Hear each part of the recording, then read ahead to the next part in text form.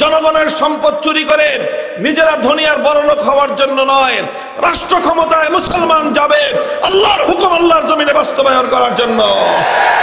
রাষ্ট্র ক্ষমতা মুসলমান ব্যবহার করবে আল্লাহর জমিনে আল্লাহর দ্বীন কায়েম করবার জন্য।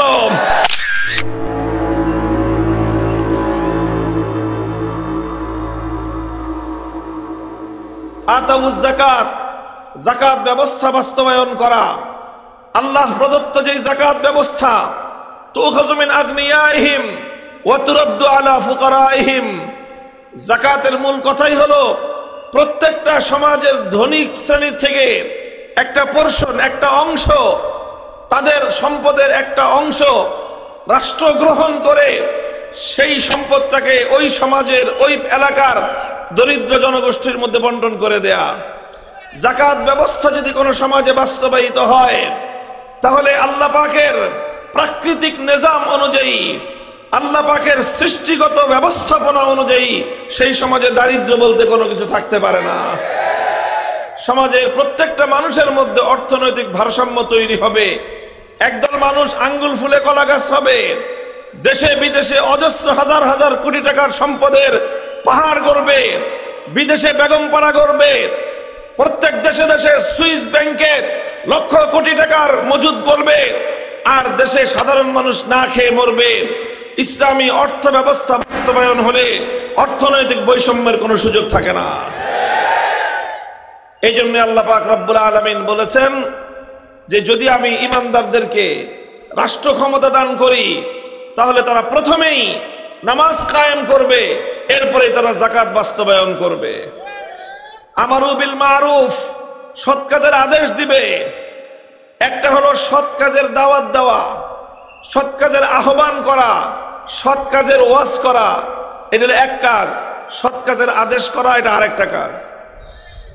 আমর বিল মারুফ আমরা সকলে শুনে থাকি, আমি পার্থক্যটা বুঝিয়ে দিই আপনাদেরকে। একটা হলো সৎ কাজের আহ্বান জানানো, সৎ কাজের দাওয়াত দেওয়া, সৎ কাজের ওয়াজ করা, এটা হলো একরকম কাজ। এই কাজের বৈশিষ্ট্য হলো যে এখন আমরা যেরকম বলতেছি, ওয়াজ করতেছি, বুঝাইতেছি মানুষকে, হাতে পায়ে ধরে মানুষকে দাওয়াত দিচ্ছি, আহ্বান করতেছি, এটাকে সৎ কাজের আদেশ বলে না, এটা সৎ কাজের দাওয়াত বলে। এটাই কি বলে? এটাই কি বলে? এটা হলো ভালো কাজের দাওয়াত। রাষ্ট্রের দায়িত্ব শুধু দাওয়াত দেওয়া নয়, রাষ্ট্রের দায়িত্ব হলো দাওয়াত দেওয়া, দাওয়াত দেওয়ার পরে সৎ কাজ না করলে ঠ্যাঙ্গায় ঠ্যাং ভাঙ্গে দেওয়া। আমারু বিল মারুফ, ইসলামী রাষ্ট্রের দায়িত্ব হলো জনগণকে সৎ কাজের আদেশ দিবে, সৎ কাজ করার জন্য প্রথমে বলবে। যদি ভালো কথায় তারা ভালো কাজ না করে তখন মানুষকে বাই ফোর্স ভালো কাজ করতে বাধ্য করবে। এটা হলো রাষ্ট্রের দায়িত্ব। 3 নম্বর 4 নম্বর কাজ ওয়ানাহা আনিল মুনকার, ভালো কাজের যেরকম আদেশ দিবে, সৎ কাজের যেরকম আদেশ দিবে, ঠিক এরকম অন্যায়, অশ্লীল, শরীয়ত গর্হিত সকল অপকর্ম তারা নিষেধ করবে, মানুষকে বাধা দিবে। কেউ যদি রাষ্ট্রের এবং ইসলামের আহ্বানকে উপেক্ষা করে, দাওয়াতকে উপেক্ষা করে কোনো অন্যায় অপকর্ম, শরীয়ত গর্হিত, ইসলাম নিষিদ্ধ, আল্লাহর পক্ষ থেকে নিষিদ্ধ কোনো কাজ, সেটা যদি কেউ এরপরও করতে চায় বাধা ডিঙ্গিয়ে, তখন তাকে শক্তি প্রয়োগ করে, বল প্রয়োগ করে তাকে অন্যায় কাজ থেকে বিরত রাখা হবে। মুহতারাম হাজিরিন, এগুলো হলো ইসলামী রাষ্ট্র। যদি আল্লাহ পাক মুসলমানদেরকে রাষ্ট্র ক্ষমতা দান করেন তাহলে এটা হলো মুসলমানদের দায়িত্ব এবং কর্তব্য। এটা আমার কথা নয়, এটা কোনো দুনিয়ার মানুষের কথা নয়, কোনো আলেম ওলামা এমনকি কোনো নবী পয়গম্বরেরও কথা নয়, বরং এটা সরাসরি কার কথা? কার কথা? আল্লাযীনা ইম্মাক্কান্নাহুম ফিল আরদি আকামুস সালাতা ওয়া আতাউজ যাকাতা ওয়া আমারু বিল মারুফি ওয়া নাহাউ আনিল মুনকার ওয়ালিল্লাহি আকিবাতুল উমুর। এতক্ষণ আমি কোরআনের আয়াতের যা অর্থ বললাম এটা ব্যাখ্যা করি নাই, আমি শুধু কোরআনের আয়াতের ট্রান্সলেশন করেছি, শুধু অনুবাদ শুনিয়েছি আপনাদেরকে। নামাজ কায়েম করা, যাকাত আদায়, যাকাত বাস্তবায়ন করা, নামাজ এবং যাকাত এটা আমরা সকলেই জানি যে ইসলামের বুনিয়াদ কয়টা? ইসলামের বুনিয়াদ কয়টা? বুনিয়াল ইসলাম আলা খামসিন, ইসলামের বুনিয়াদ, ইসলামের খুঁটি হলো 5টা। 1 নম্বর খুঁটির নাম হলো ঈমান, শাহাদাতু আল্লা ইলাহা ইল্লাল্লাহ। 2 নম্বর খুঁটির নাম হলো নামাজ। 3 নম্বর খুঁটির নাম হলো যাকাত।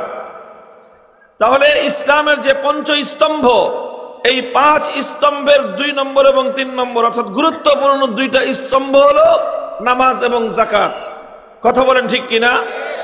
তো আল্লাহ বলছেন যদি মুসলমানরা রাষ্ট্র ক্ষমতা পায় তাহলে ইসলামের গুরুত্বপূর্ণ 2টা বিধান নামাজ এবং যাকাত তারা বাস্তবায়ন করবে। তাহলে নামাজ এবং যাকাত বাস্তবায়ন করা এটা যদি রাষ্ট্রের দায়িত্ব হয়, এটা যদি ক্ষমতাসীনদের দায়িত্ব হয়, তাহলে আপনারা আমার প্রশ্নের জবাব দেন, রাষ্ট্রের সাথে ইসলামের সম্পর্ক থাকলো কি থাকলো না? বলেন, রাষ্ট্রের সাথে ইসলামের সম্পর্ক আছে না নাই? রাষ্ট্রের সঙ্গে শুধু ইসলামের সম্পর্ক আছে তাই নয়, বরং রাষ্ট্র ক্ষমতার উদ্দেশ্যই হলো ইসলামকে বাস্তবায়ন করা। ক্ষমতায় যাওয়ার উদ্দেশ্যই হলো আল্লাহর হুকুম জমিনে বাস্তবায়ন করা। রাষ্ট্র ক্ষমতা মুসলমানরা পেলে এই ক্ষমতা মুসলমানরা ডিজার্ভ করবে শুধুমাত্র নিজেদের আখের গোছানোর জন্য নয়, সম্পদ কামানোর জন্য নয়, আঙ্গুল ফুলে কলা গাছ হওয়ার জন্য নয়, জনগণের সম্পদ চুরি করে নিজেরা ধনী আর বড়লোক হওয়ার জন্য নয়। রাষ্ট্র ক্ষমতায় মুসলমান যাবে আল্লাহর হুকুম আল্লাহর জমিনে বাস্তবায়ন করার জন্য। রাষ্ট্র ক্ষমতা মুসলমান ব্যবহার করবে আল্লাহর জমিনে আল্লাহর দ্বীন কায়েম করবার জন্য। রাষ্ট্র ক্ষমতা আল্লাহর জন্য ঈমানদারকে দান করেন, সেই ক্ষমতার মাধ্যমে